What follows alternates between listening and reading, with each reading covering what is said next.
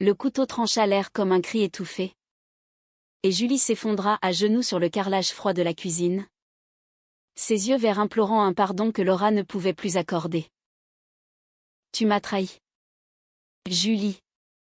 Comme on trahit un serment fait sous les étoiles de notre enfance, murmura Laura. La voix brisée par des sanglots qui résonnaient dans la maison vide de Barcelone. Dans ce silence chargé de sel marin et de regrets, Laura comprit que pour renaître, elle devrait effacer non seulement les cicatrices de leur amour, mais la date même qui l'avait ancrée à cette douleur. C'était l'été 1995, à Barcelone, où les ruelles du Barri gothique serpentaient comme des veines sous la peau chaude de la Catalogne. Laura avait 8 ans. Une petite Oméga aux cheveux noirs déjà trop longs pour son visage espiègle. Et Julie. Son aînée de 2 ans. Une alpha naissante dont les yeux verts brillaient comme les mosaïques de Gaudí. Elles s'étaient rencontrées sur la plage de la Barceloneta, où le sable collait aux pieds nus et où les vagues chantaient des berceuses en catalan. Julie. Fille d'un pêcheur aux mains calleuses et d'une couturière qui rêvait de Paris, protégeait déjà les plus faibles, elle avait chassé un garçon qui taquinait Laura pour ses larmes de bébé. Ces pleurs qu'elle versait quand les hormones oméga la submergeaient trop tôt. À un âge où les autres jouaient encore au billes sans se soucier des phéromones. Tu es ma petite sœur des mers, avait déclaré Julie ce jour-là, en tressant une couronne d'algues dans les cheveux de Laura. Et ainsi naquit leur pacte, scellé par un baiser innocent sur la joue, sous un ciel où les mouettes traçaient des arcs comme des promesses éternelles. Les années passèrent en un tourbillon de rires et de secrets. À 12 ans, Laura découvrit les premiers feux de son rut Oméga. Ces nuits fiévreuses où son corps la trahissait, la faisant se cacher dans les combles de la maison familiale. Une Mazia délabrée aux abords de la ville. Julie. Alpha affirmée à 14 ans. Veillait à sa porte, murmurant des histoires de chevaliers catalans qui domptaient les dragons intérieurs. Je serai toujours là. L'eau. Comme la mer qui revient toujours au rivage. Leur enfance était un tableau impressionniste. Flou et vibrant, les fêtes de la Mercey où elle dansait la sardana main dans la main. Les siestes volées dans les oliveraies de Montserrat. Les confessions chuchotées lors des processions de Semana Santa. Julie excellait au football dans les rues pavées. Son corps athlétique déjà sculpté par les matchs improvisés. Tandis que Laura, plus rêveuse, dévorait les romans de George Sand prêtés par sa grand-mère, imaginant des amours interdites sous les platanes de la Rambla. Mais sous cette idylle, des ombres planaient. La société barcelonaise, encore imprégnée de traditions machistes malgré les vents de changement post-franquistes, tolérait à peine les dynamiques alpha-oméga au sein du même genre. Les alphas comme toi doivent perpétuer la lignée, grondait le père de Julie. Un homme au regard dur comme la pierre de la cathédrale. Laura, orpheline de mère et élevée par une tante bigote, apprenait à masquer son odeur oméga avec des herbes amères, craignant les regards des voisins. À 16 ans pour Laura, 18 pour Julie. L'air entre elles se chargea d'électricité. C'était lors d'une nuit d'été suffocante, sur la terrasse de la Mazia, où les cigales chantaient un hymne païen. Julie revenait d'un entraînement, sa chemise collée à sa peau par la sueur, ses phéromones alpha emplissant l'air comme un vin fort de priorat. Laura, en robe légère, luttait contre son hit naissant, ses joues rougissantes trahissant le tumulte intérieur. J'ai peur. Avoua-t-elle, les yeux baissés sur les tuiles craquelées. Julie s'approcha, son ombre couvrant Laura comme un manteau protecteur. La peur est un mensonge. Malo. Laisse-moi te montrer la vérité. Leurs lèvres se rencontrèrent alors, timides d'abord, puis affamées. Un baiser qui goûtait le sel de la mer et le miel des figues mûres. Ce fut leur premier feu, consumant les barrières de l'amitié en un brasier d'amour. Dès lors, leur relation devint un ballet secret, un tango des ombres dans les ruelles de l'Exemple. Elles se retrouvaient dans des appartements loués à la hâte, ou dans les grottes cachées de la Costa Brava, où les vagues masquaient leurs gémissements. Julie, avec sa force alpha, guidait Laura à travers les vagues de son hit, ses mains calleuses traçant des cartes de plaisir sur sa peau olive. Tu es mon univers, Laura. Sans toi, je ne suis qu'une alpha errante, murmurait-elle dans l'aube. Tandis que Laura, levée contre elle, sentait son cœur battre au rythme des cloches de la Sagrada Familia. Leur amour était romantique à la manière française. Ces livres que Laura lisait à voix haute, des extraits de Madame Bovary ou l'amant de Duras, infusant leur nuit d'une mélancolie élégante, d'une passion qui défiait les conventions espagnoles rigides. Pourtant, les fissures apparurent comme des lézardes dans un mur sévillant. Julie, pressée par son père, intégra l'équipe de football féminin du FC Barcelona. Un rêve qui la propulsa dans les lumières des stades. Laura, étudiante en littérature à l'université de Barcelone, sombrait dans des doutes existentiels, son corps oméga réclamant une stabilité que l'avenir incertain ne promettait pas. Et si on fuyait à Paris, proposa Laura un soir, allongée sur le lit défait d'un hôtel discret du Raval. Julie rit. Mais son rire sonna faux. Paris est pour les rêveurs. L'eau. Ici, en Catalogne, on combat pour ce qu'on aime. Mais au fond, Julie craignait, son alpha intérieur hurlait pour une meute, une famille, tandis que les rumeurs sur leur liaison circulaient déjà parmi les coéquipières. Le conflit éclata lors de l'hiver 2005, alors que Laura avait 28 ans et Julie 30. Julie avait été approchée par un sponsor influent. Un veuf bêta nommé Carlos, qui offrait non seulement un contrat juteux mais aussi une alliance sociale. C'est pour ton bien? Ija avait insisté son père lors d'un dîner tendu, où les paellas refroidissaient sous les regards accusateurs. Julie, déchirée, céda à la pression une nuit où l'alcool coulait comme la Séna en crue. Elle embrassa Carlos lors d'une soirée arrosée. Un baiser volé qui devint une affaire publique quand les tabloïds catalans s'en emparèrent, l'étoile du Barça succombe au charme d'un magnate. Laura l'apprit par un appel anonyme, alors qu'elle corrigeait des thèses dans la bibliothèque poussiéreuse de l'université. Le téléphone glissa de ses mains, et elle s'effondra. Un hurlement muet déchirant sa gorge. « Comment as-tu pu » cria-t-elle plus tard, face à Julie dans leur refuge secret. Une petite chambre sous les combles du quartier Gracia. Julie, les yeux rougis, tenta de s'expliquer, c'était une erreur. L'eau. Pour nous protéger. Il nous aurait séparés sinon. Mais les mots sonnaient creux. Comme un flamenco sans guitare. La trahison s'enracina. Un poison lent qui rongeait leurs liens. Laura, brisée, s'isola dans les montagnes de la Sierra de Collserola, où les pins murmuraient des consolations philosophiques, évoquant Camus et son absurde. Pourtant, l'amour, ce démon tenace, ne se laissait pas effacer si facilement. Des mois passèrent en un exil intérieur, Laura errait dans les marchés de la Boqueria, achetant des oranges sanguines qui tachaient ses doigts comme des larmes. Julie marquait des buts spectaculaires mais rentrait seule, hantée par l'absence de l'odeur oméga de Laura. Puis, un matin de printemps pluvieux, Laura vomit dans les toilettes de son appartement exigu. Le test confirma ce qu'elle redoutait et espérait, elle portait l'enfant de Julie. Fruit de leurs unions passionnées.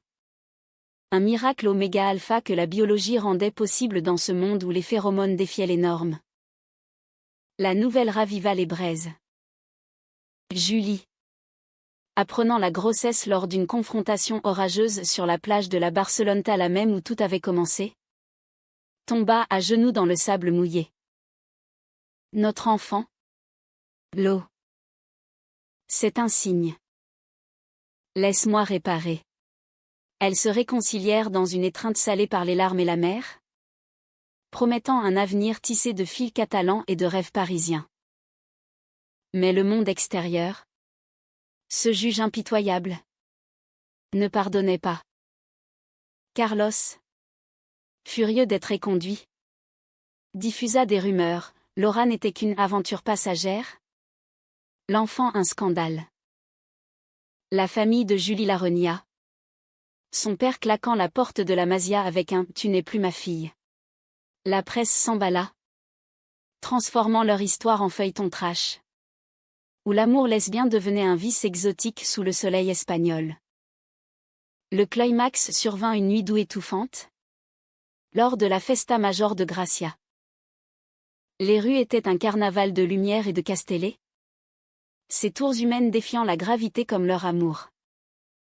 Laura, le ventre arrondi sous sa robe rouge fluide, dansait avec Julie au milieu de la foule, leurs mains entrelacées un rempart contre les murmures. Mais Carlos surgit, ivre de vengeance, entouré de voyous bêta payés pour l'occasion. « Tu crois pouvoir m'humilier » hurla-t-il, poussant Julie qui trébucha, son corps alpha heurtant durement le pavé. Laura se jeta en avant, protégeant son amour de son propre corps vulnérable. Et un coup de poing égaré la frappa à l'épaule, la projetant au sol. Pas de sang. Juste une douleur lancinante. Un hurlement primal qui fit taire la fête. Dans le chaos, Julie se releva comme une furie, repoussant les assaillants avec une force alpha déchaînée, ses phéromones emplissant l'air d'une aura protectrice. La police intervint, dispersant la mêlée. Mais le mal était fait. Laura, emportée à l'hôpital, apprit que le stress avait déclenché un accouchement prématuré. L'enfant naquit cette nuit-là. Une petite fille aux yeux verts comme sa mère Alpha, nommée Estrella, étoile filante d'un amour tourmenté. Julie veilla au chevet de Laura, murmurant des excuses en catalan. En français volé des livres de sa bien-aimée, « Je t'aime comme on aime la pluie sur les vignes ». Infiniment. Douloureusement. Les jours suivant l'accouchement furent un voile de brume lyrique, où la maternité de Barcelone se muait en sanctuaire proustien, imprégné d'odeurs de lin frais et de lait tiède. Laura, épuisée mais rayonnante, berçait Estrella contre sa poitrine, sentant les minuscules phéromones de la nouveau-née, un mélange innocent d'alpha et d'oméga, comme si la nature elle-même conspirait pour sceller leur union. Julie, interdite de visite par les médecins prudents face au scandale naissant, arpentait les couloirs comme un fantôme, ses épaules larges voûtées sous le poids de la culpabilité. « Permets-moi de te voir, Lo. Permets-moi d'être la mère que je mérite d'être » implora-t-elle par message. Des mots tapés frénétiquement sur un téléphone usé. Laura céda. Bien sûr. Leur première rencontre post-naissance fut un poème vivant. Julie entra sur la pointe des pieds, ses cheveux châtains en désordre, et s'agenouilla près du lit, les larmes coulant librement sur ses joues. « Elle est parfaite » souffla-t-elle en effleurant la main d'Estrella. Laura, les yeux bruns voilés de fatigue, tendit la main pour caresser la joue de Julie. Parfaite comme notre erreur. Mais les erreurs font les plus belles histoires. Elles parlèrent alors, des heures durant, tissant les fils rompus de leur passé. Julie confessa la pression suffocante de son monde alpha, les attentes de gloire sportive, la peur de décevoir une famille ancrée dans les traditions catalanes où les omégas comme Laura étaient vus comme des trophées, non des égaux. J'ai trahi parce que j'avais peur de t'aimer trop fort, trop publiquement. En Espagne, L'amour comme le nôtre est encore un crime chuchoté.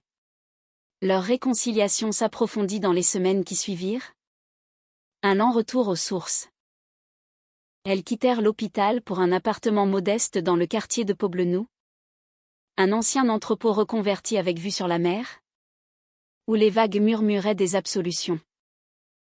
Julie quitta le football professionnel. Un sacrifice qui la libéra autant qu'il la brisa. Je ne veux plus marquer des buts pour les autres. L'eau. Seulement pour nous.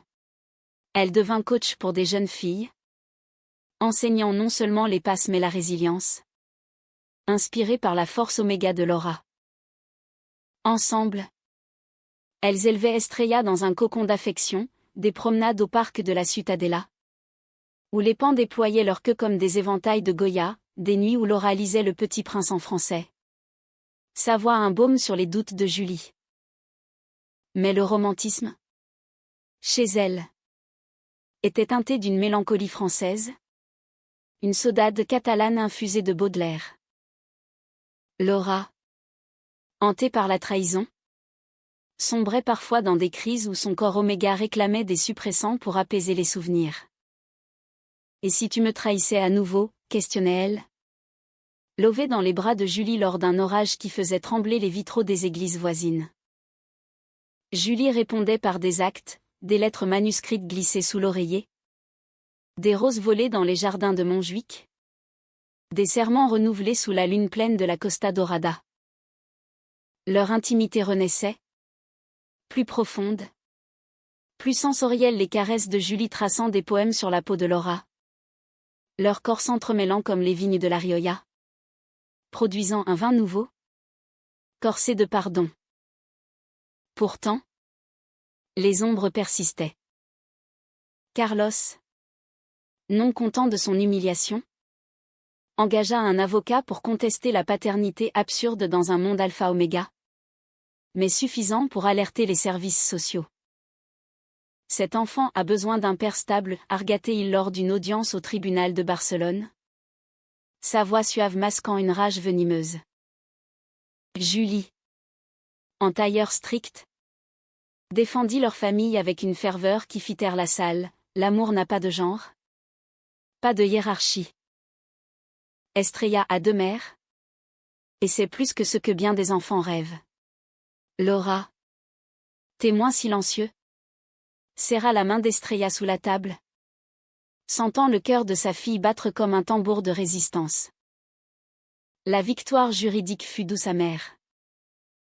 Elles durent se cacher davantage, déménageant dans un village côtier près de Sitges, où les falaises roses plongeaient dans l'azur. Là, leur vie prit un tour plus humain. Plus terraque sans grave terre, Julie pêchait avec les locaux. Apprenant à Estrella à nouer les filets, Laura écrivait un roman. Un récit semi-autobiographique d'amour lesbien en terre ibérique, imprégné de la sensualité de Colette. Mais la trahison de Julie n'était pas effacée, elle ressurgissait dans les silences. Lors des dîners où Laura fixait le vide, se rappelant le goût amer de la nouvelle du baiser avec Carlos. Le pardon est un art lent. Confia-t-elle un soir, alors qu'elle regardait le soleil se noyer dans la mer. Comme peindre la lumière de Vermeer. L'été 2007 apporta un nouveau conflit. Plus insidieux. Julie reçut une offre irrésistible, entraîner l'équipe nationale espagnole. Un poste qui l'éloignerait des mois entiers. C'est ma chance de rédemption, plaida-t-elle. Les yeux brillants d'ambition refoulée. Laura. Enceinte à nouveau, un garçon cette fois. Un petit alpha turbulent. Sentit la jalousie oméga la ronger. Et nous? Sommes-nous ta seconde chance? Ou un fardeau? La dispute éclata comme un feu d'artifice de l'année de San Joan, mots acérés. Porte claquée. Estrella pleurant dans son berceau. Julie partit pour Madrid, laissant Laura seule avec ses doutes, dans une maison qui sentait encore son odeur alpha. Les mois d'absence furent un exil intérieur pour Laura. Elle erra dans les ruelles de Sitges, ville arc-en-ciel tolérante mais encore marquée par les préjugés. consultant des thérapeutes qui parlaient de traumatisme oméga. Son ventre s'arrondissait, mais son cœur se rétrécissait. Hantée par des visions de Julie entourée de jeunes athlètes, phéromones enivrantes flottant dans les vestiaires. Elle écrivit des lettres non envoyées, des missives passionnées à la manière de Flaubert. Ton absence est un vide qui hurle. Reviens. Ou laisse-moi effacer ton empreinte de mon âme. Estrella. À 2 ans, dessinait des bonhommes aux cheveux verts, demandant Mamie Jucan. Julie revint changée, burinée par les entraînements et les défaites. Lors d'une visite surprise, elle trouva Laura en pleine crise de hit, isolée dans une chambre obscure. Sans un mot, elle la prit dans ses bras, apaisant le feu avec une tendresse renouvelée. Je n'ai pensé qu'à toi. À nous, murmura-t-elle, leur corps fusionnant en un rituel de rédemption. Le garçon naquit peu après, prénommé Léo, lionceau d'un amour rugissant. Mais la joie fut éphémère, des photos fuitèrent, montrant Julie en compagnie d'une coéquipière, un bras amical autour de l'épaule qui devint, dans les ragots, une étreinte coupable. La seconde trahison, bien que innocente, brisa quelque chose d'irréparable en Laura. Toujours la même danse. Tu brilles. Et je m'efface. Elle quitta Sitges pour Tarragone, emmenant les enfants, résolue à tracer son propre chemin. Julie, dévastée, la poursuivit à travers la Catalogne, mendiant un pardon dans les amphithéâtres romains où les échos de leur passé résonnaient. Tarragone, avec ses remparts romains dominant la mer comme des sentinelles éternelles, devint le refuge de Laura, un bastion contre les tempêtes de l'amour. La ville, imprégnée d'histoires aqueducs murmurant des secrets carthaginois, cathédrale gothique veillant sur les âmes tourmentées, offrait à Laura un cadre pour sa renaissance. À 32 ans, mère de 2 enfants aux énergies opposées Estrella, rêveuse et sensible comme une oméga en herbe, Léo, turbulent et dominateur, un alpha miniature, elle s'installa dans une maisonnette aux murs ocre, face au port où les pêcheurs chantaient des havanères au lever du soleil. Ici, nous serons libres, se promit-elle, en rangeant les affaires dans des malles qui sentaient encore le sel de Sitges et le regret. Les premiers mois furent un apprentissage de solitude élégante, à la Victor Hugo en exil. Laura enseignait la littérature française à l'université locale, captivant ses étudiants avec des analyses passionnées de les liaisons dangereuses, où les intrigues de cœur reflétaient ses propres blessures. Les enfants s'adaptaient, Estrella collectionnait des coquillages pour Mamie Ju, tandis que Léo, avec ses boucles brunes héritées de Laura, courait sur les plages, imitant les rugissements des lions de ses livres. Mais les nuits étaient dures, le lit vide hurlait l'absence, et les hits sporadiques de Laura la laissaient tremblante, suppliant le ciel catalan pour un oubli bienheureux. Julie, de son côté, sombra dans un abîme de remords. À Madrid, l'équipe nationale patinait dans les qualifications pour l'Euro, ses passes manquant de la précision d'antan. Sans Laura, je suis une alpha sans boussole, confiait-elle à sa meilleure amie. Une bêta nommée Sophia, lors de veillées arrosées de sangria. Les tabloïds, affamés, dépeignaient Julie comme une reine déchue, spéculant sur son retour au vice lesbien. Elle écrivit des centaines de lettres, des épîtres à la Stendhal, postées à Tarragone sans réponse. Mon amour, ton silence est un roman inachevé. Laisse-moi être le point final, ou le chapitre nouveau. Leur reconnexion survint par l'intermédiaire d'Estrella, lors d'une fête d'école à Tarragone. Julie, apprenant l'événement par un ami commun, fit le voyage incognito, se fondant dans la foule des parents avec un chapeau de paille et des lunettes noires. Quand Estrella la vit, sa petite main pointa, « Mamie Ju !» Le cri perça la musique flamenco. Et Laura, en robe simple de lin blanc, se figea, le cœur battant la chamade. Leurs regards se croisèrent comme deux lames dans un duel, vers intenses contre bruns profonds. Phéromones alpha et oméga dansant un tango invisible. Elles parlèrent ce soir-là, après avoir couché les enfants, sur les remparts baignés de lune. « Je ne suis pas venue pour supplier. » L'eau, commença Julie. La voix rauque d'émotion. Mais pour te dire que la trahison était mon poison. Pas ton fardeau. J'ai appris, dans la solitude de Madrid, que l'amour vrai est humain. Faillible. Comme nous. Laura, adossée à une pierre millénaire, laissa les larmes couler. Et moi, j'ai appris à vivre sans toi. Mais vivre sans aimer, c'est comme respirer sans air iodé de la mer. Elles s'embrassèrent alors. Un baiser chargé d'années perdues, salé par les embruns et les regrets, qui ralluma le feu sacré. Leur seconde chance fut fragile. Un verre de cristal sur une table secouée. Julie démissionna de son poste national, choisissant Tarragone pour un rôle de consultante locale, afin de rester près de la famille. Elles reconstruisirent patiemment des thérapies de couple avec une conseillère oméga sensible. Des escapades à Valence pour danser la gotha main dans la main.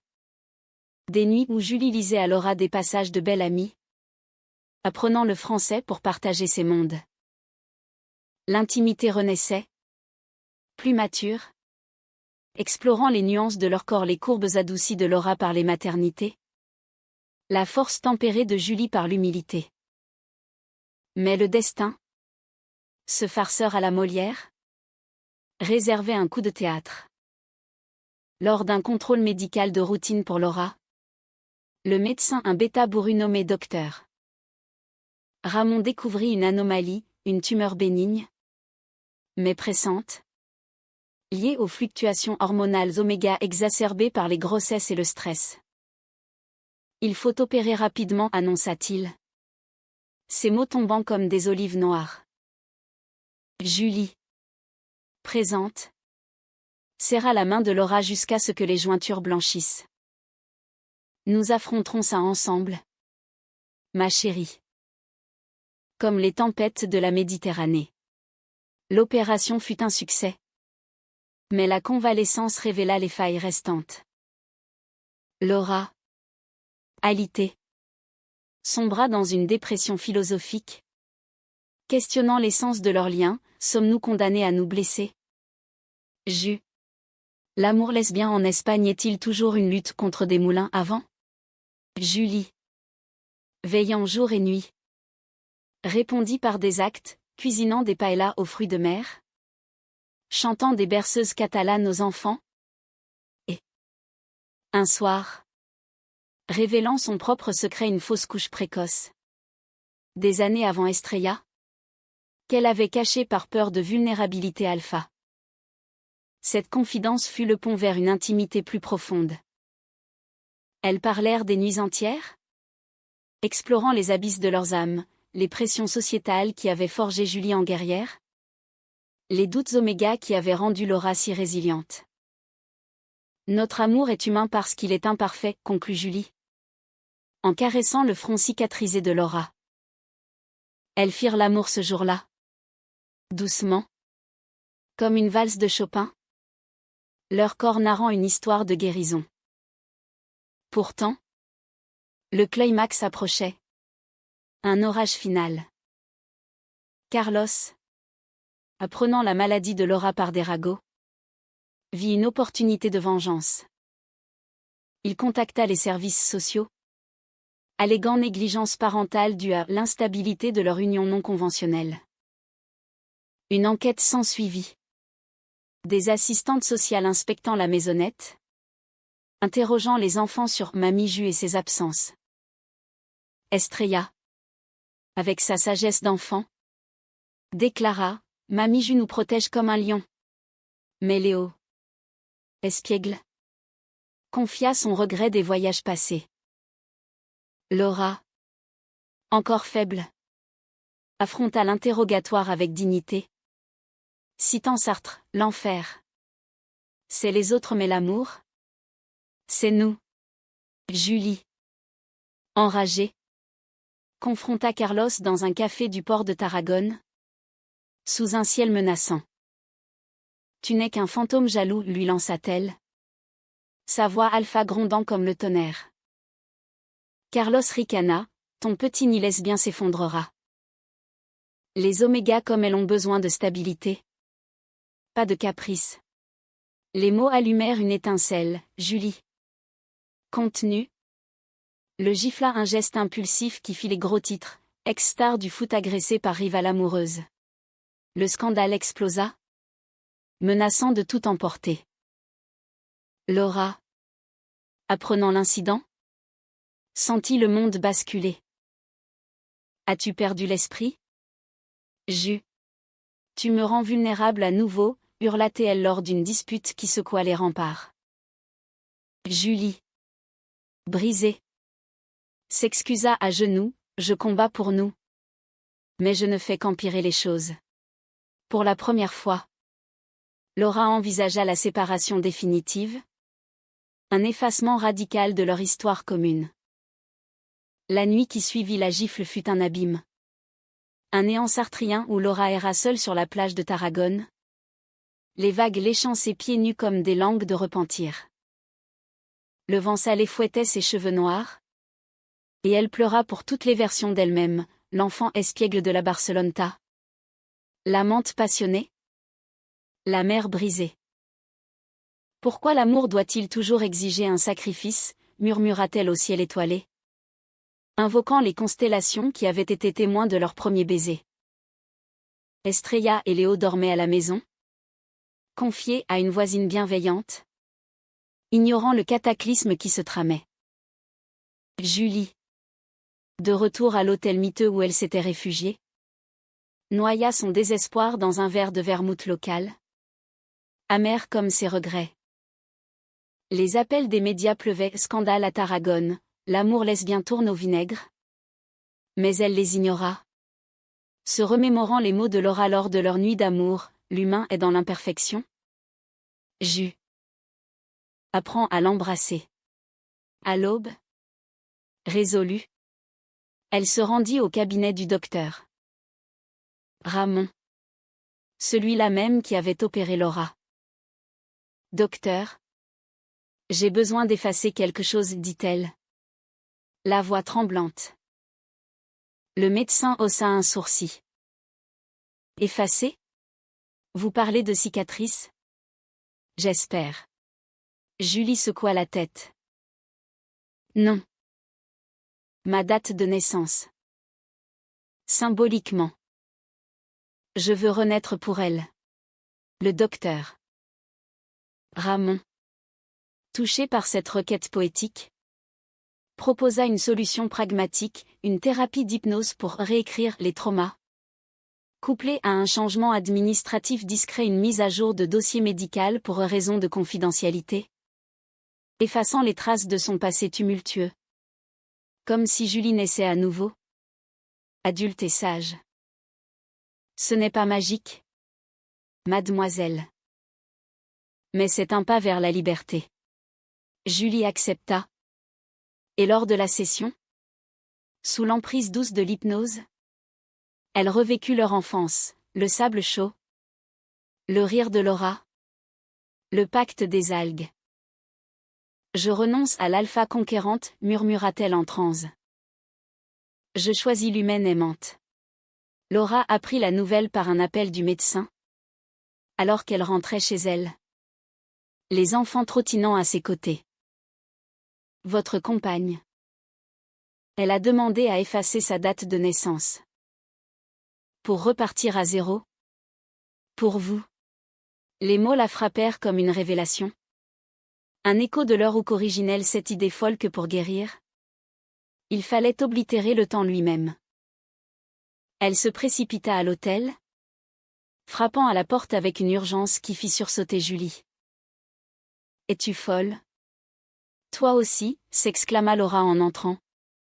Mais ses yeux brillaient d'un mélange de colère et d'émerveillement. Julie, encore vaseuse de l'hypnose, s'agenouilla à nouveau à un geste récurrent. Rituel de leur amour. Pas folle. L'eau.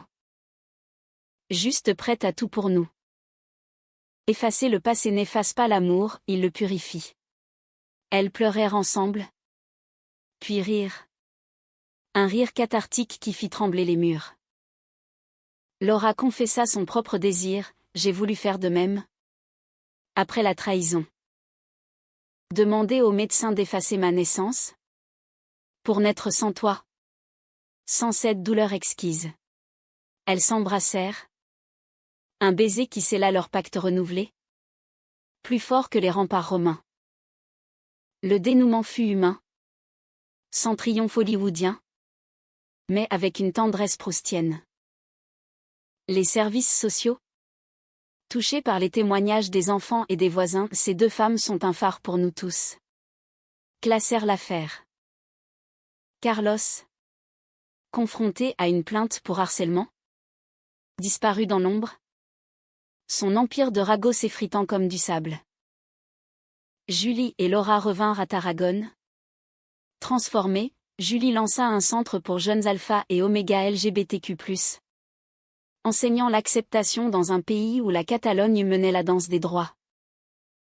Laura publia son roman. Étoiles effacées. Un best-seller qui inspira des générations. Traduit en français pour honorer ses racines littéraires. Les années s'écoulèrent en un flux doux, Estrella grandit en artiste. Peignant des toiles de leur plage natale, Léo devint footballeur. Mais avec l'humilité de sa mère Alpha. Julie et Laura, dans la quarantaine, se promenaient main dans la main sur la Rambla, défiant les regards résiduels avec une élégance française. Leur amour, jadis cassé achetine et tourmenté, devint une romance mature, ponctuée de voyages à Paris où elles visitèrent le Louvre, main dans la main devant la victoire de Samothrace, symbole de leur victoire sur l'adversité. Un soir d'été. Des années plus tard. Sur la terrasse de leur maison rénovée à Barcelone, un retour aux sources. Laura murmura à Julie. Alors que le soleil se couchait, après m'être impliquée avec mon ami Alpha d'enfance. J'ai dû demander au médecin d'effacer ma date de naissance. Mais en vérité, c'est toi qui m'as fait renaître. Julie sourit. Ses yeux verts pétillants.